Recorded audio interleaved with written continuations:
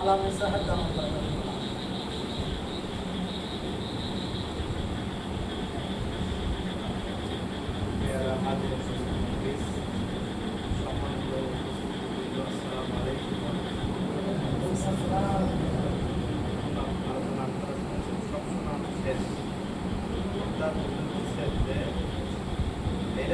অর্জন করলে তার জন্য জান্নাতে যাওয়া সহজ। তার যারা সহযোগী হবে তারা কি তাদেরকে ফেলে রেখে যাবে? হ্যাঁ, যাওয়া সম্ভব।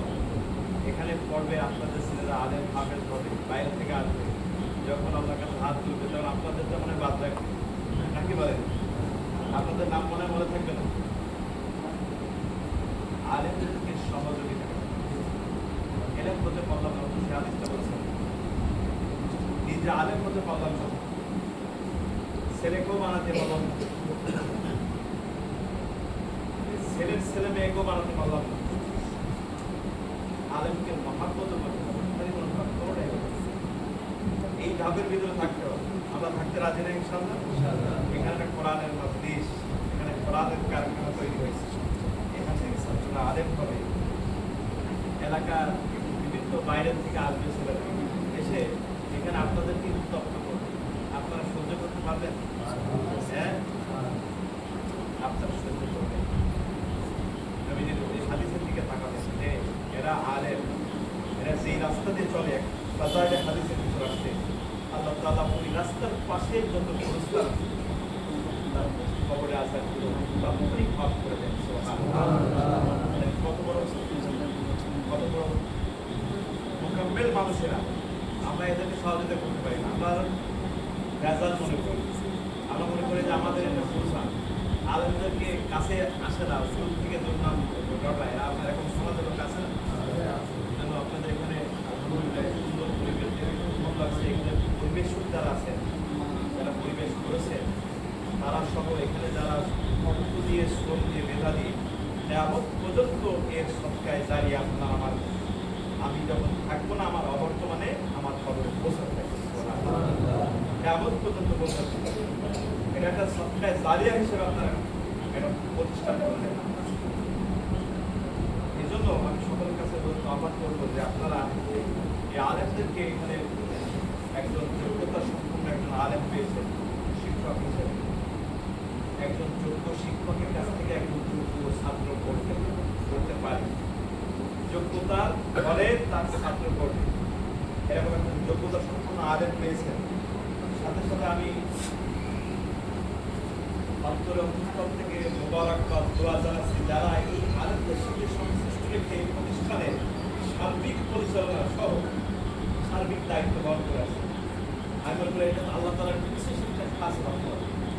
তাছাড়া এই এলাকার কত মানুষ আছে না, সবাইকে আসতে পারছেন এই ক্ষেত্রে, সবাইকে দায়িত্ব নিতে পারছেন এই ক্ষেত্রে পারেননি। আল্লাহ কিছু সংখ্যক লোকের বিরুদ্ধে বাছাই করেছেন, যাচাই করে আল্লাহ তাআলা এই দ্বীনের মজলিসে, দ্বীনের মারকাজের সাথে আল্লাহ জড়াই দিয়েছে। এটা আল্লাহ তাআলার খাস মেহেরবান ছাড়া কিছু। মনে করবেন যে আমার দ্বারা একটা দ্বীনের কাজ হচ্ছে, মনে করবেন এটা আল্লাহ আমার উপরে রাজি খুশি আছে বেড়ে আমার দ্বারা হচ্ছে। এই জন্য এরকম মনে করে পারো হুজুর সমাদিন বলছে যে তিনি এলেম যারা শিক্ষা করার জন্য নিজের ঘর ত্যাগ করলো, আল্লাহর সোজা জান্নাতের রাস্তা তারা অতিক্রম শুরু করছে। এই রাস্তা শেষ তো জান্নাত শুরু হয়ে যাবে। এই জন্য আমরা এটা করতে পারবো না ইনশাআল্লাহ।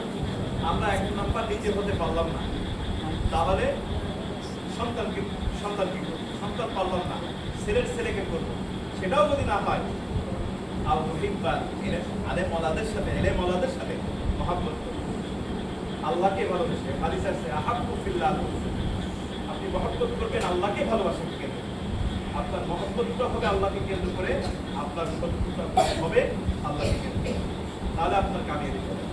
যেন হুজুর অনেক কথা বলছেন, এলেম অন্বেষণকারীর ফাজাইলের ভিতরে আসছে, এলেম অন্বেষণকারীর জন্য সমুদ্রের মাছ ও গর্তের দিকেও দোয়া করতে হবে। এক হাদিসের ভিতরে আসছে নবীজি সাল্লাল্লাহু আলাইহি ওয়াসাল্লাম বলছেন যে একজন হাফেজ হতে পারে যদি এই আমলের প্রতি ঠিক রাখতে পারে, 10 জন জাহান্নামীকে সে বিনা হিসেবে জান্নাত দিবে। সুবহানাল্লাহ।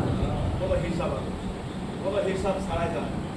জাহান্নামীকে, যাদের উপরে জাহান্নাম অবধারিত, এরকম 10 জন ব্যক্তি জান্নাতে সুপারিশ করে নিয়ে যাবে একজন আলেম হাফেজ। তাহলে আমরা যদি সহযোগিতা করতে পারি, তাহলে আমরা সমাজের কাতারে থাকতে পারি না? আপনাদের এলাকায় এসে বাইরে থেকে আসবে, তাদেরকে সহযোগিতা করবেন, খাবার দিবেন, অর্থ দিবেন, বিভিন্ন করবেন। আমরা যে প্রতিষ্ঠানে পড়াশোনা করছি, আমাদের অনেক সাহিত্যা দুনিয়া জানিয়েছে, তাদের কাছ থেকে আমরা সবক গ্রহণ করছি, তারা আমাদেরকে সবক প্রদান করেছেন। তাদের জন্য আজও পর্যন্ত দোয়া অন্তর থেকে যতবারই নামাজে দাঁড়ায় ততবারই দোয়া আসে।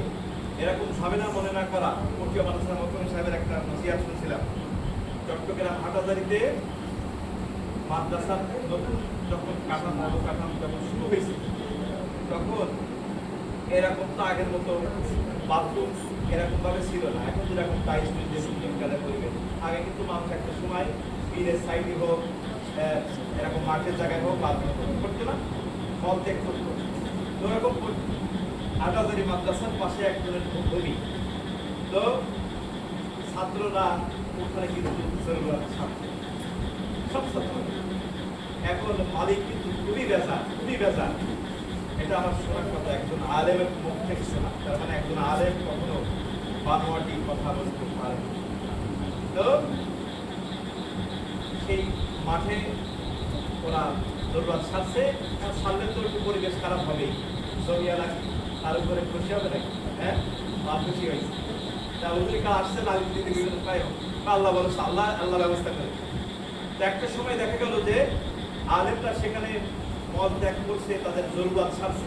একটা সময় আল্লাহ তাআলা সেই জমি থেকে এমন ফসলের উর্বরতা বের করে দিয়েছেন যে মানে শ্রেষ্ঠ ফসল চট্টগ্রামে সব থেকে বেশি। তার মানে আলেমরা এখানে এসে বিভিন্নভাবে বিভিন্ন উত্তপ্ত করে আপনারা জর্জরিত হয়ে যান, এরকম না। কিন্তু সেই কথাই বোঝাচ্ছিলেন যে একটা সময় মানুষ প্রয়োজন স্বার্থে তখন এত উন্নত মানের ব্যবস্থা ছিল, কিন্তু আলেমদের বরকতের কথা বলছি। আলেমরা যেই বাড়ি যায়, সেই লোকটা আলেমদের সাথে সম্পর্ক করে, প্রেম করে, আলেমদের সাথে একটা প্রেমের বন্ধনে আবদ্ধ হয়, অন্তর থেকে তার প্রতি একটা দোয়া।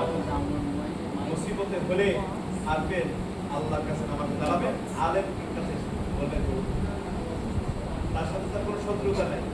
আমরা শত্রু মনে করবো না, আলেমদেরকে বন্ধু মনে করবো। এরকম প্রতিষ্ঠানে বিভিন্ন সময় বিভিন্ন ব্যক্তিবর্গ এসে বিভিন্ন পরিবারে ত্রুটি থাকতেই পারে, মানুষ মাত্রই ত্রুটি থাকতে পারে, কিন্তু আমরা এটা উন্মোচন না করি, এটা মানুষের সাথে প্রকাশ না করা, গোপনীয়ভাবে তাকে শুধরায় দেখা। কোনো ছাত্র যদি করে তার উস্তাদের সাথে বা ছাত্রের সাথে, ছাত্রের গার্জেনের সাথে, আজবের সাথে করা, এরকম না যে বিরক্তর সাথে, তাহলে তো আপনি আলেমের সহযোগী হতে পারবেন, আলেমকে মহব্বত করতে পারবেন। এই জন্য আমি সকল কাছে হুজুর আসছেন, আরেকজন কথা বলবেন। আল্লাহ তাআলা এই দিন মাদারিসকে এলেম অন্বেষণের ফ্যাক্টরি, এলেম শিক্ষার কারিগর যারা আছে, এখানে দায়িত্বশীল যারা আছেন, আমি সকলের প্রতি আমার দোয়া মুবারক জানিয়ে আমি আমার বক্তব্য শেষ করছি।